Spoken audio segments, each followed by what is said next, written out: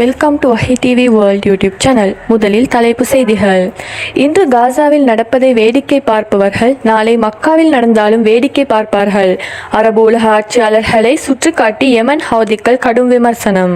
அல் அக்ஸாவை குறிவைத்துள்ள Israel நாளை மதீனாவை குறிவைக்கும் என்றும் எச்சரிக்கை. காசாவை முழுமையாக கைப்பற்றும் இஸ்ரேலின் திட்டத்திற்கு ஈரான் எதிர்ப்பு. இஸ்லாமிய ஒத்துழைப்பு கூட்டமைப்பு கூட்டத்தை கூட்டுமாறு அழைப்பு.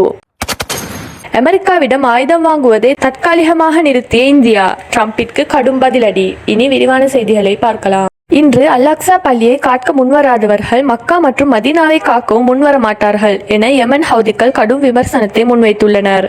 காசா மக்களுக்காக முஸ்லிம் உலகம் முழுவதும் மக்கள் எழுச்சி ஏற்பட வேண்டும் என யமன் தலைவர் சையத் மாலிக் அல் ஹவுதி அழைப்பு விடுத்துள்ளார். தலைநகர் சனாவில் உள்ள அல் சபி சிதத்தத்தில் நடைபெற்ற பேரணியில் முடிவில் அறிக்கை ஒன்று வெளியிடப்பட்டது. அந்த அறிக்கையில் எதிரிகளின் அனைத்து சதித்திட்டங்களையும் முறியடிக்க காசா சகோதரர்களுடன் யமன் மன உறுதியுடன் முன்வரிசையில் நிற்கிறது.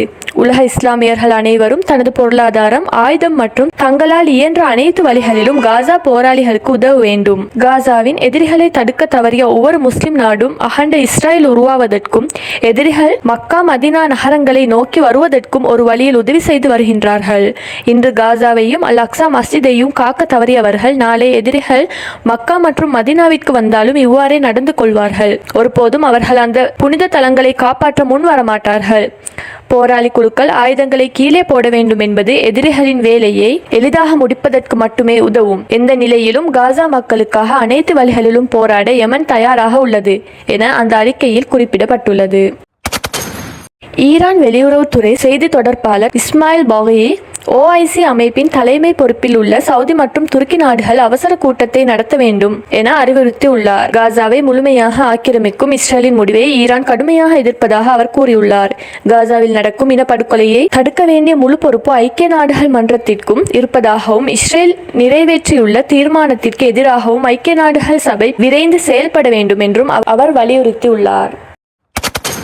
அமெரிக்க அதிபர் டொனால்ட் ட்ரம்பின் வரிவிதிப்பால் அமெரிக்காவிடம் ஆயுதங்களை வாங்குவதை இந்தியா நிறுத்தியுள்ளது. ரஷ்யாவிடமிருந்து இந்தியா ஆயுதம் வாங்குவதை கண்டித்து ஏற்கனவே விதிக்கப்பட்டிருந்த 25% இறக்குமதி வரியுடன் மேலும் 25% சேர்த்து 50% ட்ரம்ப் நிர்ணயித்துள்ளார்.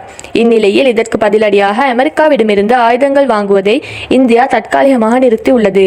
அமெரிக்காவிடமிருந்து ஸ்ட்ரைக்கர் கிரவுண்ட் வாகனங்கள், ஜெப்னிங் டாங்கி எதிர்ப்பு மிசைல்கள் மற்றும் இந்தியாவின் கடற்படைக்கு தேவையான 6 போலிங் P-8I உணவு விமானங்கள் ஆகியவற்றை வாங்க இந்தியா திட்டமிட்டு இருந்தது. இது குறித்த ஒப்பந்தங்களில் கையொப்பமிடுவதற்காக இந்திய ராணுவ அமைச்சர் ராஜ்நாத் சிங் அமெரிக்கா செல்வதற்காக திட்டமிட்டிருந்தார். இந்நிலையில் ட்ரம்பின் இந்த நடவடிக்கையால் ராஜ்நாத் சிங் தனது பயணத்தை ரத்து செய்துள்ளார்.